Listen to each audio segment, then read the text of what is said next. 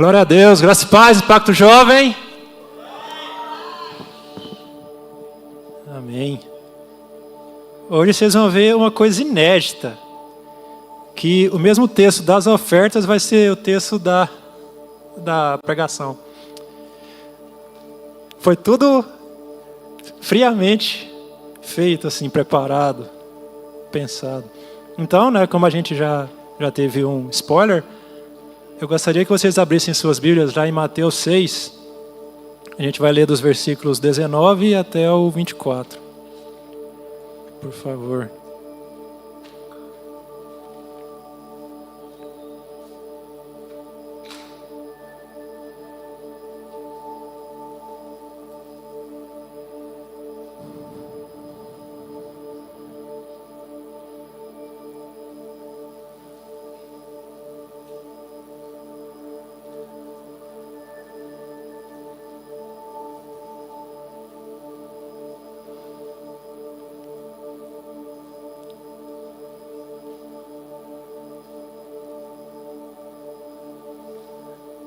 Amém? Acharam? Mateus 6, versículo 19, começa assim: Não acumulem tesouros sobre a terra, onde as traças e a ferrugem corroem, e onde ladrões escavam e roubam. Mas ajuntem tesouros no céu, onde as traças e a ferrugem não corroem, e onde ladrões não escavam nem roubam. 21. Por quê? Onde estiver o seu tesouro, aí estará também o seu coração. Os olhos são a lâmpada do corpo. Se os seus olhos forem bons, todo o seu corpo será cheio de luz. Se, porém, os seus olhos forem maus, todo o seu corpo estará em trevas. Portanto, se a luz que existe em você são trevas, que grandes trevas serão. Ninguém pode servir a dois senhores, porque ou irá odiar um e amar o outro, ou irá se dedicar a um e desprezar o outro. Vocês não podem servir a Deus e as riquezas. Amém? Feche seus olhos. Vamos orar nesse momento. Senhor, nosso Deus e Pai, estamos diante da sua palavra, meu Deus. O nosso louvor, Pai, em nome de Jesus, Pai, chegou até os céus. Foi agradável, Senhor, aos nossos corações, e nós cremos que tenha sido agradável ao seu também, Pai. Que o Senhor derrame, Pai, da sua porção, da sua palavra nesse momento, Pai. Encontre, Senhor, o coração de cada um dos teus filhos aqui, meu Deus, com aquilo que o Senhor deseja falar, Pai. Que o nosso meditar, Pai, seja agradável ao Senhor. Que o teu Espírito Santo, Pai, nos conduza, meu Deus, na meditação da sua palavra, Pai. E que o Senhor encontre terras férteis em cada um aqui nessa noite, Pai. Fale aquilo que for do seu agrado, Pai. Em nome de Jesus. Amém. Amém. O nosso tema de hoje, né, que nós vamos falar, é sobre idolatria. Esse é um tema bastante importante para Deus. Não é à toa que logo no primeiro mandamento, Deus fala que nós devemos, né, ainda hoje, amar a Deus sobre todas as coisas. Isso não é algo simples, eu admito que não é. E Deus, no decorrer de toda a história, sempre trabalhou com o seu povo, né, sobre isso. Em vários momentos durante os nossos patriarcas, os juízes, os reis, Deus sempre falava: não adorem deuses estranhos, não pratiquem as mesmas obras que eles, né? E isso é algo tão grave, mas tão grave diante de Deus, que vocês lembram a história de Nadab e Abiú, né, filhos de Arão, que eles, para a nossa mente, né, simplesmente ofereceram fogo estranho no templo de Deus, lá no tabernáculo, e foram mortos. Então não é algo que Deus trata com algo leviano, né, que Deus deixa passar. Não, é algo muito sério para ele. Idolatria é algo muito sério para ele. Mas os tempos mudaram, né? Hoje em dia, nós, né, que somos crentes evangélicos, Nós não temos mais imagens, esculturas, né? Não temos mais aqueles altares onde os idólatras, antes, né, eles adoravam seus deuses, seus falsos deuses, né? Então hoje a gente tem a falsa sensação de que a idolatria não consegue nos alcançar mais. Não consegue mais alcançar o nosso coração. A gente tem a falsa sensação disso. Mas a verdade é que a palavra idolatria, né, ela não significa somente culto a estátuas ou a gente fazer alguma ação que vai de encontro a outra religião, de outros deuses. Não. A palavra idolatria, que vem lá do grego, né, sobre o Novo Testamento que nós lemos agora, vem do grego idolalatria, que é uma mistura da palavra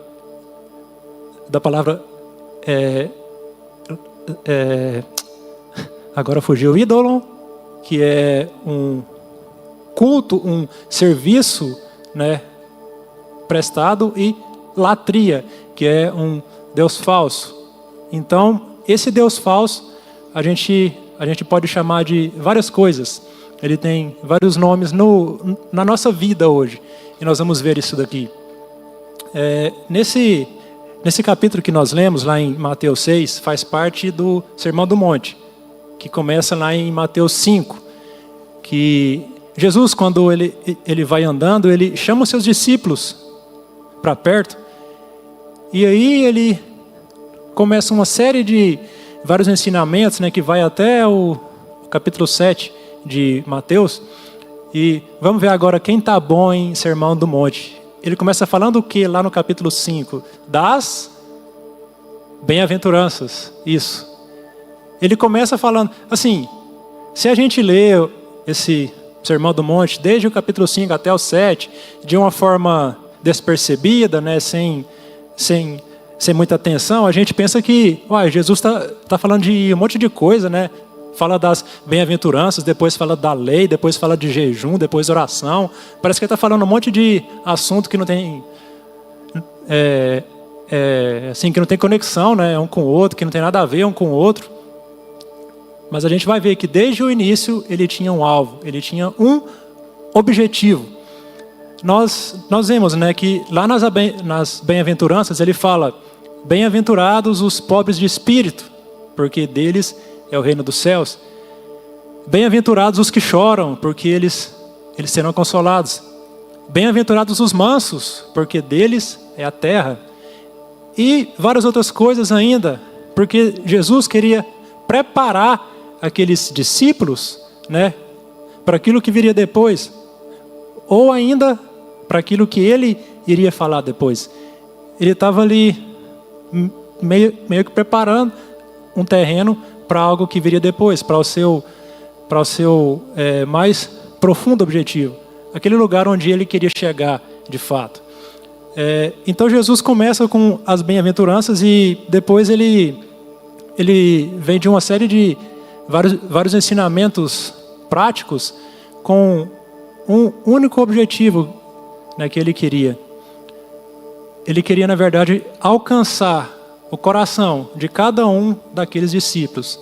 Lembre-se, ele não estava falando para as multidões. É claro que muitas pessoas chegaram, né, e tal, várias pessoas chegaram, tinha lá muitas pessoas, mas primeiramente ele estava falando para os seus discípulos. Ele chamou os seus discípulos para perto para falar isso. Então aquela palavra que ele falou naquele tempo é para a gente, para os seus discípulos, não é para as multidões aí. Ele estava preparando os discípulos para tocar no coração deles. E olha só como isso é verdade. Depois que Jesus fala sobre as bem-aventuranças, ele vem falar sobre a ira, né? E aí os discípulos naquele momento, né, eles pensam: não, mas eu não matei ninguém, né? Eu não feri ninguém, eu não fiz nada de mal para ninguém. E aí o próprio Jesus fala: se você se irar contra o seu irmão, você já é passível de julgamento. Ou ele eleva o nível ainda. Ele fala, olha, se você chamar o seu irmão de tolo, você será condenado ao inferno. Então, Jesus mostra que a ira não é só aquilo que a gente pratica com as nossas mãos, não. A ira está aqui, ó. A ira está no nosso coração. Jesus queria alcançar o coração deles, que se achavam talvez bons demais, que eram bons servos, né, humildes, mansos, que não faziam mal a ninguém, mas Jesus queria tocar no coração deles. Que a ira não é só matar, é você, no seu coração, pensar algo de mal ao seu irmão. E ele não para só aí não. Ele fala também sobre o adultério. E é algo também que alguns lá, né, falavam, mas eu nunca traí a minha esposa, ou nunca fiquei com alguém que não seja minha parceira e tal. E Jesus vai mais além. Ele fala, se você desejar a mulher do seu próximo, você já cometeu adultério. Mais uma vez, Jesus vai de encontro ao coração de cada um. Ele quer falar que o pecado, a idolatria, não está expressamente só nos seus atos, mas vem de algo mais profundo. Vem de algo que a gente não consegue simplesmente mascarar, que é o nosso coração. Que era naquela época e hoje ainda. E Jesus fala ainda sobre mais algumas coisas. Ele fala que nós somos sal da terra e luz do mundo. Então, aquelas pessoas, elas não poderiam ser pessoas quaisquer. Porque ele mesmo disse que se o sal for insípido, né? Se o sal não salgar, ele deve ser jogado fora. E ele ainda falou que a gente não consegue esconder uma cidade iluminada em cima de um monte. Não consegue esconder. Então a nossa luz não foi feita, a luz que Jesus colocou em nós não foi feita para ser apagada. Jesus preparou os discípulos. E ele ainda fala mais algumas coisas lá, partindo lá para o capítulo 6, já, né? Depois que Jesus fala sobre a ira, né, sobre o adultério, sobre outras coisas, né? Vamos supor que alguém, né, lá no meio dos discípulos, sim, ele tenha pensado, tá, eu não faço isso, mas eu também dou esmolas, eu jejuo, eu oro. E aí, o próprio Jesus fala, olha, se um dia você der esmolas, que a sua mão esquerda não saiba o que a direita fez. Ou seja, a esmola que você der não é para o seu ego, não é para o seu brilho, não é para você se mostrar naquilo, né? Até quando você ajuda alguém, é para você sair de cena, porque a glória deve ser para ele somente. E ele ainda fala, olha, vocês oram? Ótimo, orem mesmo. Mas não façam igual os fariseus, que vão lá para as praças e gritam orando para as pessoas em volta escutarem, né? Eles se acham melhores do que os outros. Não. Ele falou, olha, entra para o seu quarto, fecha a porta e ora, que o Deus que te vê em secreto te recompensa em secreto também. Então, nem a nossa oração é motivo de vanglória nossa. E Jesus mostra isso, olha, se no seu coração você acha que você está sendo bonito, né, que eu estou gostando, que você, eu sou, nas orações lá da minha igreja, eu sou a pessoa que ora melhor. Eu tenho a melhor dicção, eu sei palavras bonitas e tal. Jesus está falando, não tem nada a ver com isso, né? Se no seu secreto você não me busca, eu não estou nem aí se você ora bonito lá para os seus irmãos, mas se o seu coração está longe de mim, se no seu íntimo você não tem um momento de intimidade comigo, um momento a sós comigo, né? Jesus não se importa com isso, ele olha para o nosso coração. E ele ainda fala, olha, se você jejuar, que os outros nem percebam que você está jejuando, né? Não fiquem aí triste, ai, tô mal, passando fome, não sei o que, dando uma de pobre coitado. Não. Lembram quando Daniel, lá na Babilônia, ficou sem comer as iguarias lá do rei? Que ele se dispôs a não comer. Ele ficou mais forte ainda do que as pessoas que estavam comendo aquilo. Então que o nosso jejum também seja para a glória de Deus. Não para que as pessoas vejam. Ah, eu consigo jejuar 40 dias. Que ótimo. Que ótimo, que Deus se alegre com isso. E que você use o seu jejum não para benefício próprio, mas para que Deus se alegre com isso. Mesmo que nenhuma pessoa saiba que você está fazendo jejum, se Deus saber, já é suficiente. Até mesmo o jejum.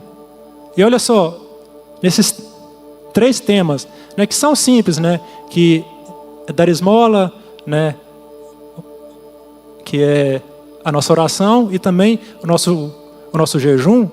Deus, nesse caso aqui, Jesus fala, olha, vocês não podem ser idólatras. Vocês devem fazer isso buscando a mim, não buscando que a sua imagem prevaleça.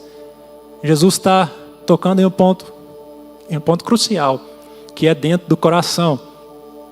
Então, a melhor prática nossa, o melhor bem que a gente pode fazer, né, que seja somente para o Senhor. A Bíblia mesmo diz que as nossas melhores boas obras são como as nossas melhores boas obras são como trapos de imundícia perante a Deus. Então, não existe nada que valha a pena, né, que Deus vai olhar para você e dizer, nossa, mas se você fizer intencionalmente para Ele, somente para Ele, sem querer buscar o mérito daquilo, o crédito daquilo, ou que outras pessoas vejam aquilo e falem, nossa, parabéns.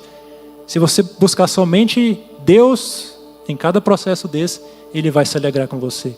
Ele vai ver que você está buscando Ele verdadeiramente. E aí, né, logo depois que Jesus fala isso, ele chega lá no versículo 19, onde nós lemos.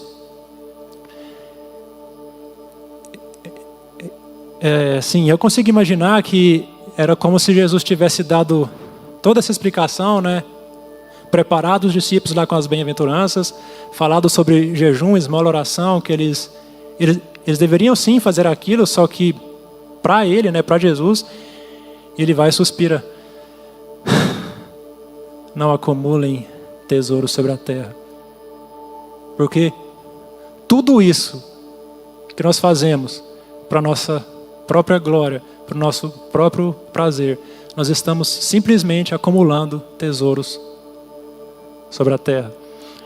E como são esses tesouros na terra que nós acumulamos, né? É aquilo que não é da sua competência controlar aquilo. O seu trabalho, a sua família, o seu relacionamento, a sua saúde, a sua segurança, nenhuma dessas coisas você pode controlar. Nenhuma dessas coisas Deus te deu autoridade para você mandar ou não quando algo vai acontecer ou não. E nós tentamos segurar isso. Nós tentamos segurar. Nós tentamos acumular esses tesouros sobre a terra. Não. Se eu ganhar muito dinheiro, então eu vou ser feliz. Eu tenho que buscar a minha felicidade em algo. A gente esquece que Jesus é a própria felicidade. E a gente está sempre correndo atrás de felicidade, de prazer, de momentos, de coisas, a parte de Jesus, como se isso fosse preencher o nosso coração. E seria como os vários exemplos que Jesus deu aí, como se as pessoas jejuassem para eles aparecerem para Cristo, quando o próprio Cristo estava lá. Então, esses tesouros sobre a terra, nós não devemos acumulá-los. E sabe o que mais ainda? Quando você trata alguém ou algo como um tesouro, você torna essa pessoa ou essa coisa um ídolo no seu coração. E ídolos, eles exigem algo de você. Eles exigem obediência, eles exigem sacrifício e eles exigem confiança de você. Você obedece o seu ídolo. Você sacrifica para o seu ídolo. E você tem confiança no seu ídolo. Se para algo que você segura com as suas mãos, né? Se ele pede algo de você, você vai fazer.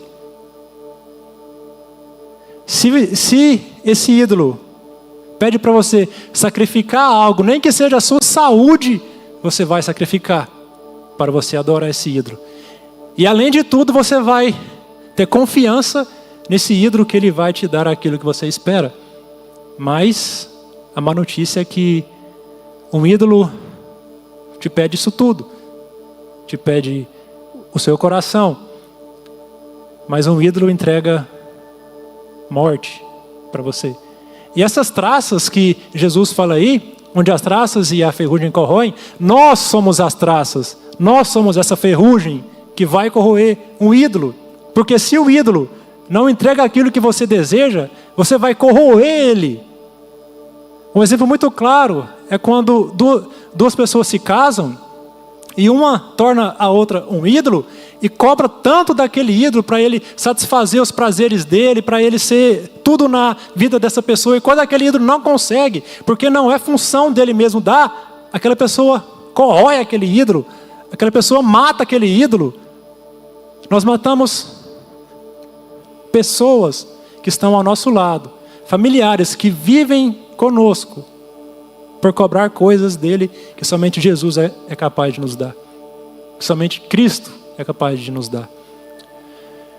Em um livro Deuses Falsos, é um livro muito bom, eu aconselho vocês a lerem depois. O autor dele, ele conta uma história, e entre várias outras histórias, ele fala assim, que talvez o nosso maior desejo, o nosso maior sonho, e pode se tornar o nosso pior pesadelo. Um ídolo grandioso no nosso coração. Ele conta uma história de uma mulher que o sonho dela era ter filhos. Mas um sonho que ela, assim, desde criança, né, que ela tinha esse sonho. Aí ela vai com muita luta e tal, até que Deus dá os filhos para ela.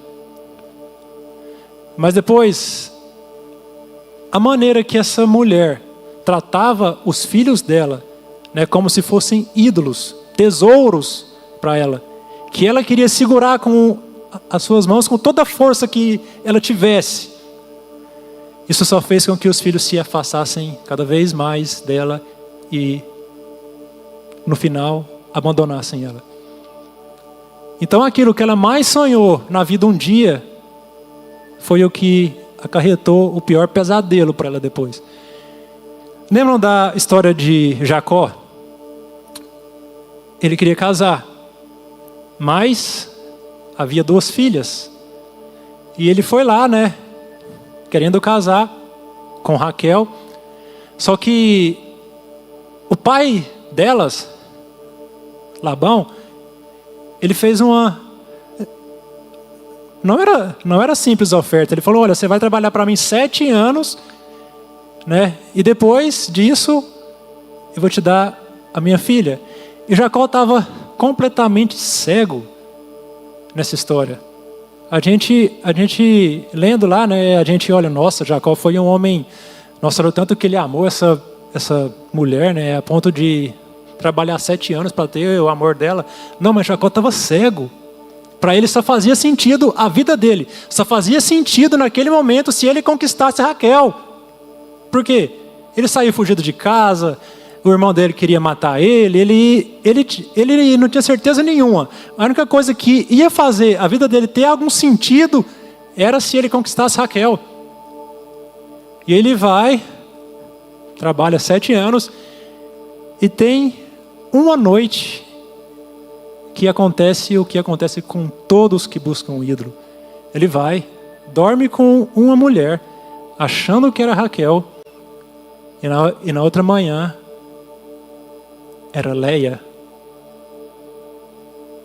Todo o ídolo que nós corremos atrás, que nós buscamos, lutamos, e achamos que vamos nos satisfazer com ele, na hora que a gente vê, é Leia. Não é nada daquilo que a gente estava buscando. E a gente vê também que o fato de Jacó desprezar Leia acabou com a vida daquela mulher, espiritualmente, emocionalmente. A Bíblia diz que os olhos dela eram tristes. Então foi uma história triste para ela, porque ela foi desprezada por um homem que estava buscando um ídolo e ela não foi capaz de satisfazer aquele desejo dele. Então eu quero que você pense aí só por um segundo. Você será que tem colocado um fardo em alguém ou em algo para satisfazer os desejos do seu coração, a não ser Jesus? Eu tenho uma notícia para dar para você.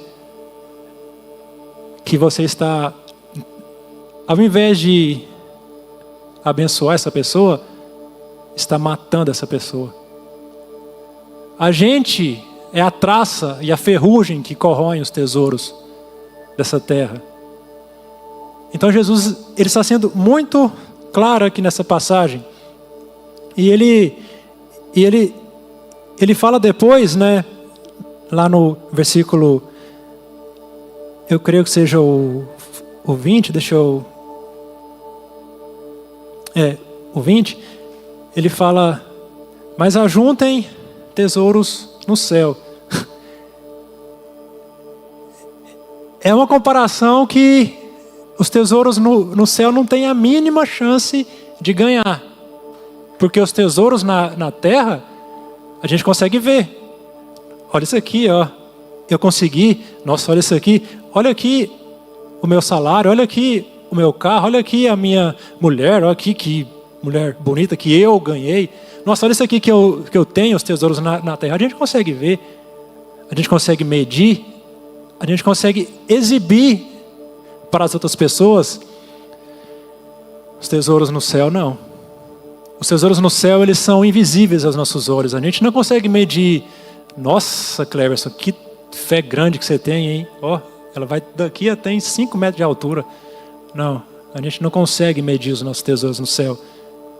E a gente não consegue apalpá-los também. A gente não consegue segurar a nossa fé. Nós não conseguimos segurar a nossa piedade ou aquilo que agrada a Deus. A gente não consegue exibir para as outras pessoas. Vejam o tanto que eu tenho tesouros no céu. Olha o tanto. Não. Mas esse é o tesouro que realmente importa. Paulo chega a falar, olhem para o céu. Fixem os seus olhos nas coisas do céu. Nas coisas que não tem valor aqui para esse mundo, não.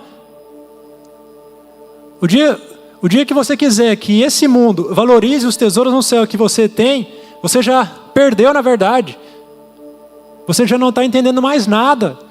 Porque os tesouros no céu, eles só são desprezados aqui nesse mundo. Mas Jesus disse, onde estiver o seu tesouro, estará também o seu coração. E essa palavra onde, ela não quer dizer um lugar geográfico. Lembram lá em Gênesis, quando Adão e Eva pecam? Deus sempre os visitava em toda viração do dia. E teve uma vez, depois que o homem peca, né, que Adão peca, que Deus chega e fala, Adão, onde você está? Não é que Deus estava assim olhando, caçando, onde você está? Nossa, ali atrás daquela árvore. Não. Deus sabia onde Adão estava, mas Ele queria que Adão tivesse a consciência de qual lugar ele estava espiritualmente falando. E Deus faz essa mesma pergunta. Adão, onde você está. Nesse caso era como se Deus olhasse nos olhos dele e falasse: Adão, o que você fez? Onde você se colocou? E o nosso coração, ele se encontra dessa mesma maneira. Onde o seu coração está? Não é um local geográfico. Eu consigo ver, né? O meu coração, eu faço um exame lá, um eletro, um eco, eu vejo lá as batidas e tudo mais. Não é isso que Deus está falando, que Jesus está falando. Ele fala: olha, se você tiver tesouros no céu, se você quiser acumular tesouros no céu, o seu coração vai estar lá. Mas se a sua principal importância forem tesouros na terra, o seu coração vai estar lá. Não tem como a gente disfarçar. Eu amo Jesus e tal, mas eu me importo muito com as coisas da terra. Eu vivo só para as coisas da terra. Se algo aqui nessa terra não me satisfaz, eu já não gosto. Então, infelizmente, o nosso coração está nos tesouros da terra, não nos tesouros do céu, como Jesus disse. E é fácil ver isso também, é fácil notar isso também. E o próprio Jesus mostra como a gente consegue ver. É uma autoavaliação mesmo, que o próprio Jesus nos ensina a ver se nosso coração está nos tesouros do céu ou da terra. Lá no versículo 22 ele fala: os olhos são a lâmpada do corpo. A lâmpada. E ele fala: olha, se os seus olhos forem bons, todo o seu corpo será cheio de luz. Os olhos não mentem. Eles são o reflexo daquilo que você tem dentro de você. Se o seu coração, o seu interior estiver em trevas, como que vai ser a sua lanterna, a lanterna do seu corpo? Ela vai iluminar ou será que ela vai ficar em trevas? Os seus olhos mostram onde está o seu coração. Se os seus olhos forem bons, todo o seu corpo será bom. Olha só que Jesus ele não fala o contrário. Ele não fala: olha, se o seu corpo for bom, os seus olhos vão ser bons também.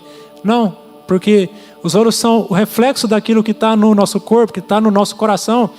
E Jesus deixa isso muito claro. Então, o nosso maior problema, como eu disse anteriormente, no que diz respeito à idolatria, não é o que está fora, é o que está dentro. Lá em Provérbios 4:23 também, um texto muito conhecido de todos, né? E onde diz: de todas as coisas que se devem guardar, guarde o seu coração, porque dele procedem as fontes da vida. Então, é no seu coração que você vai ver se você está realmente alinhado com os tesouros do céu ou com os tesouros da terra. O seu coração não vai mentir, né? Se você está seguindo um caminho em direção a um ídolo, ou se você está seguindo um caminho em direção a Deus. E os seus olhos são o reflexo disso. E um olho que ele consegue iluminar. O próprio Jesus diz: portanto, se a luz que existe em você são trevas, que grandes trevas serão. Ele fala que os nossos olhos são a lanterna do nosso corpo. E lanterna serve para a gente ver, né? Em um local escuro onde a gente está indo. Ela serve para nos guiar. Então a gente consegue deduzir aí que Jesus quer dizer: olha, se os seus olhos forem bons, você vai ser guiado para um caminho bom, para um caminho de luz. Mas se os seus olhos forem trevas, você vai ser guiado para um caminho de escuridão, para um caminho onde só existem trevas. E nessa noite, eu me dirijo a você, que não tem mais um brilho no olhar, que não consegue mais esses olhos iluminarem os seus caminhos. Mas lembre-se do que o salmista falou. lá no Salmo 139, ele diz: para onde eu fugirei do seu espírito? Para onde fugirei da sua face?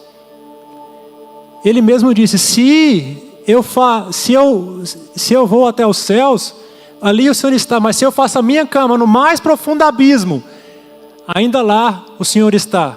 Se eu tomo as asas da alvorada e me detenho nos confins dos mares, ainda lá a sua mão me guiará e a sua mão direita me susterá. E ele ainda chega a dizer: se eu digo, as trevas certamente me cobrirão, e a luz ao meu redor se fará noite,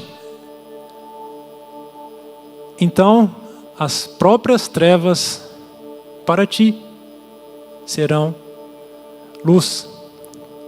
Elas não serão escuras, e a noite é tão clara como o dia. Para ti, luz e trevas são a mesma coisa. Queridos, não existe escuridão, não existe densidade, não existe um buraco, não existe uma situação, por pior que seja, que Deus não consegue resgatar você de lá. Não existe escuridão onde Ele não consiga iluminar. Se os seus olhos estão maus, ou se por algum motivo daqui a um tempo os seus olhos estiverem maus, lembre-se, para o nosso Deus, luz e trevas são a mesma coisa.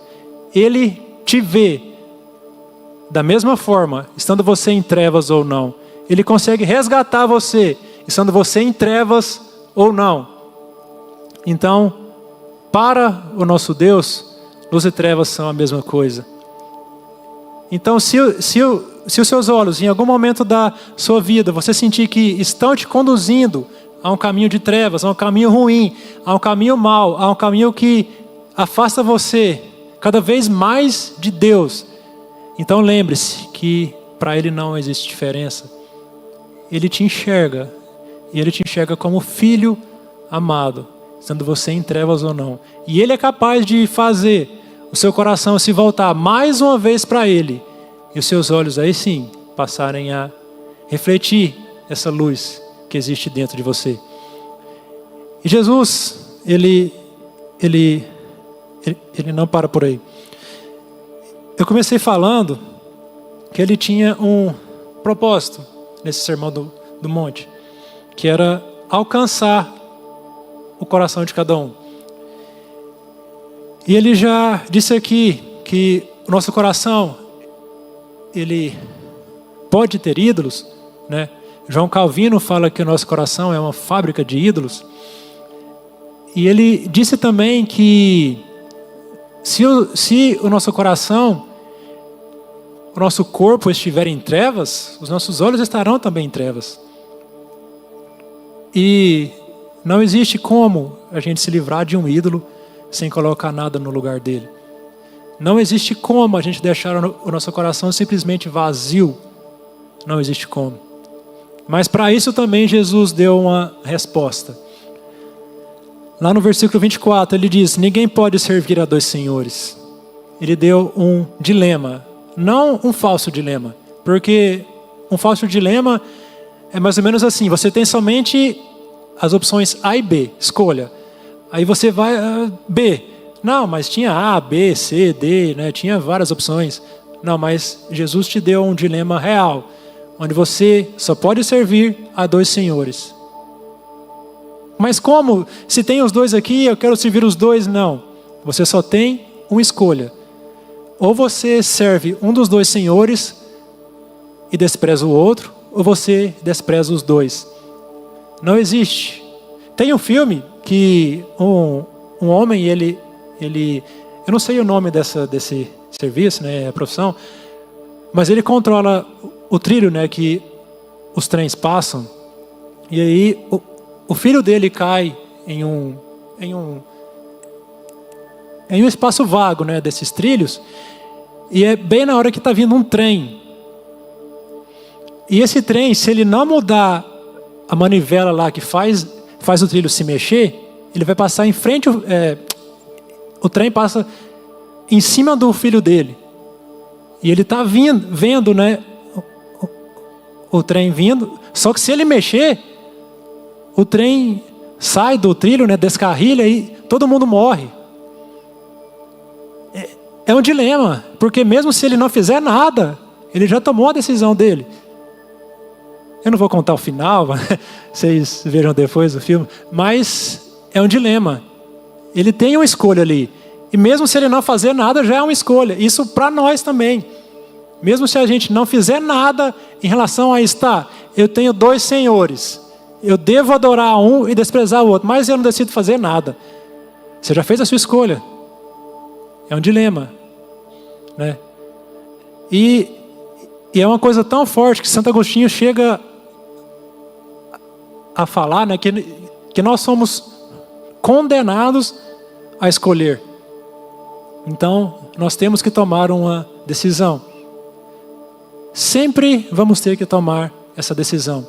E Jesus é claro quando ele disse, olha, ninguém pode servir a 2 senhores, porque ou irá odiar um e amar o outro, ou irá se dedicar a um e desprezar o outro. Vocês não podem servir a Deus e às riquezas. Ah, mas eu não sou rico. Esse versículo aí não vai servir para mim não. Se é a Deus e as riquezas, eu não sou rico, então, logicamente, eu estou servindo a Deus. Não é somente a riqueza financeira que Deus quer, que Jesus quer dizer aqui nesse versículo. Você pode ter a riqueza que você quiser colocar no seu coração. Para mim, a minha beleza é a minha riqueza e eu sirvo a ela. Para mim, o meu conhecimento é a minha riqueza e eu sirvo a Ele. Para mim, a minha igreja é a minha riqueza e eu sirvo a ela.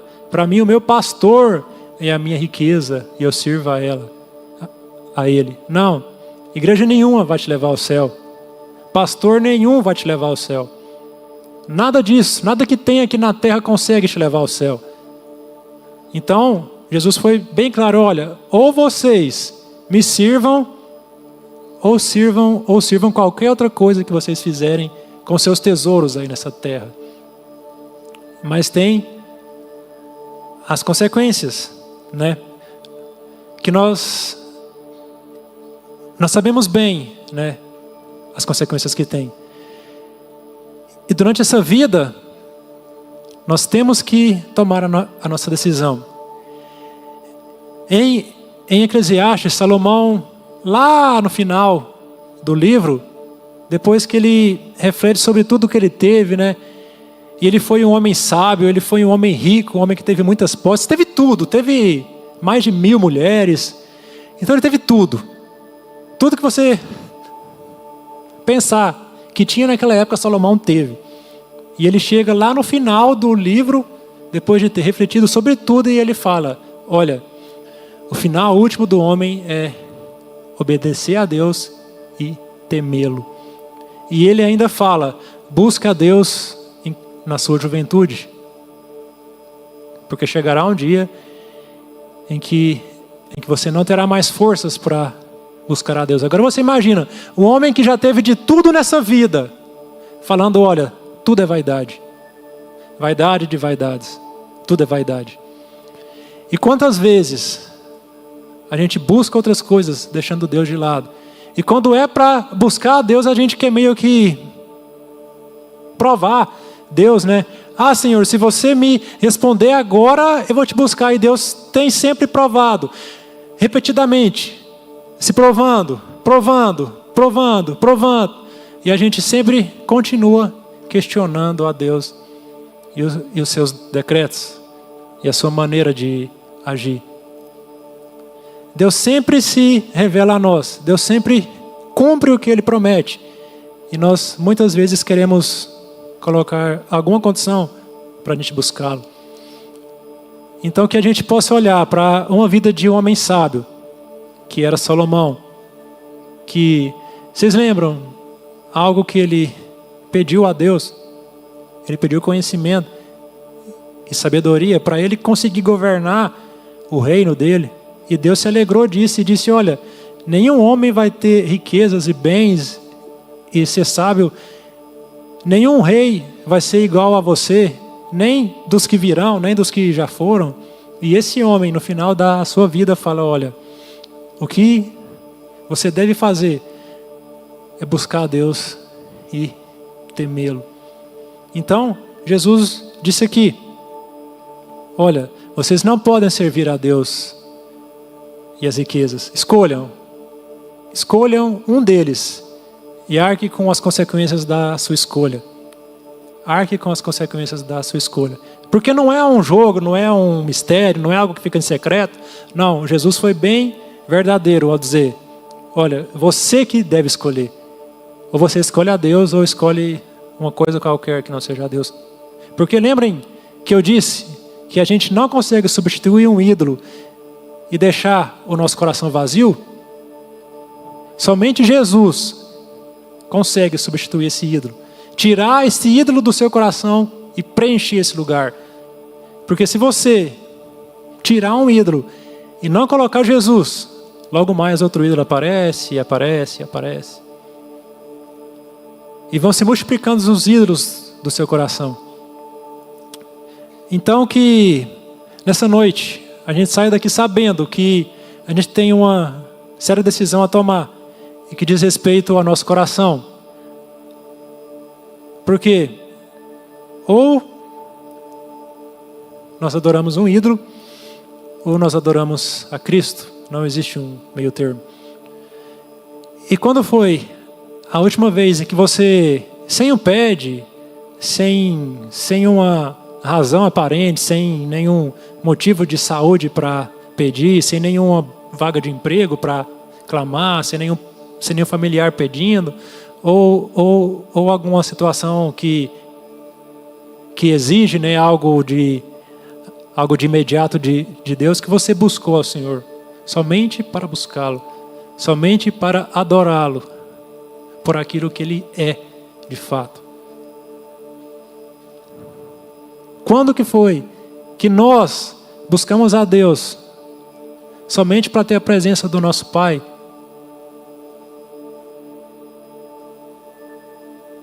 Sem nenhum pede, sem nenhuma música, sem nenhum instrumento, sem ninguém obrigando você. Não, hoje nós estamos aqui com relógio de oração, então você vai orar às 7, se às 8, se às 9. Quando foi que você, sem ter nada para pedir para Deus, urgente, simplesmente adorou a Ele e teve prazer nisso? Quando foi que os seus olhos se encheram de lágrimas por Cristo pela última vez? A gente vê, nesses últimos dias, a Shakira fez um show aqui no Brasil. Gente, aquelas pessoas ficaram loucas lá, só para ver ela lá cantando. Chorava e tal, percorria várias distâncias para estar lá com ela, E a gente com Deus, A gente nem sequer derrama uma lágrima a mais na presença dEle. A gente tem o coração tão duro, mas tão duro, que não deixa o Senhor do universo entrar nele.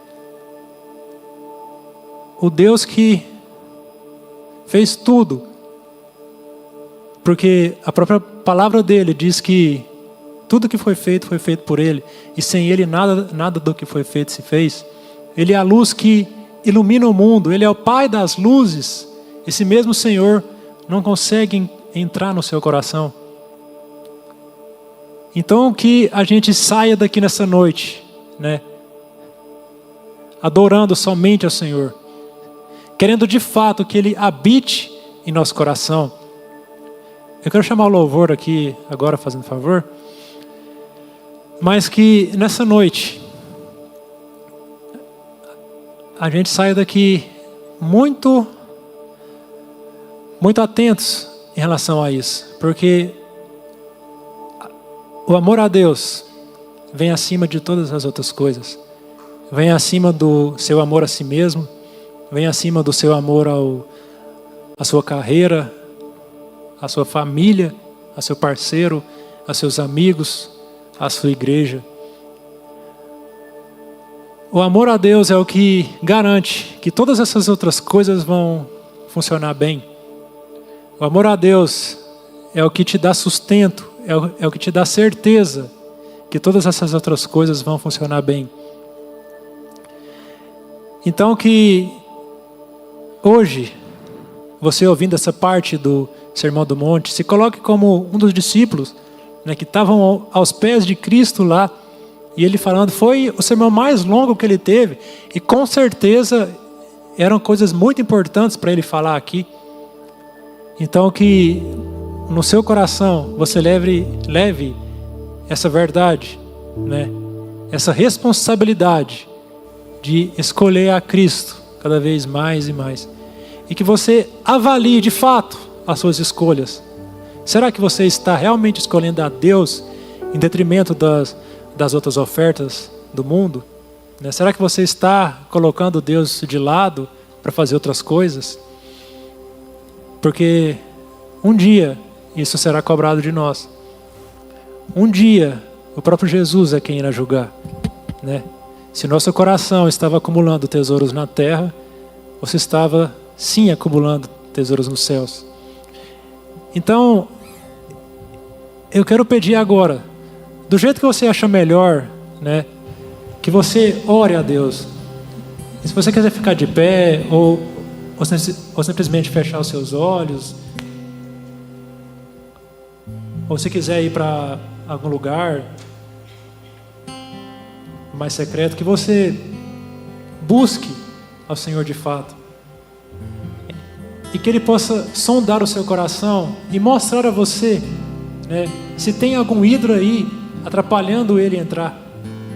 Se tem algum ídolo aí que você tem corroído Ele, e que Ele tem corroído o seu coração também, tem te afastado de Deus cada vez mais e mais. Amém? Ore ao Senhor. Antes da gente encerrar esse momento maravilhoso que nós vivemos juntos, eu quero fazer um convite muito especial para você. Tudo que nós vivemos aqui, a palavra, a oração, a edificação, não pode ficar só aqui. E Deus quer usar você para alcançar muitas vidas através disso. Então vamos lá, clica no botão vermelho aqui embaixo, se inscreva no canal da nossa igreja, ativa as notificações, pega esse link, manda para quem Deus colocou no seu coração e juntos nós vamos cumprindo essa missão do ID também de forma digital. Nós somos uma família IBNC que vive junto em comunidade como igreja, mas nós também somos uma família digital e eu conto com você. Deus te abençoe, em nome de Jesus e até a próxima.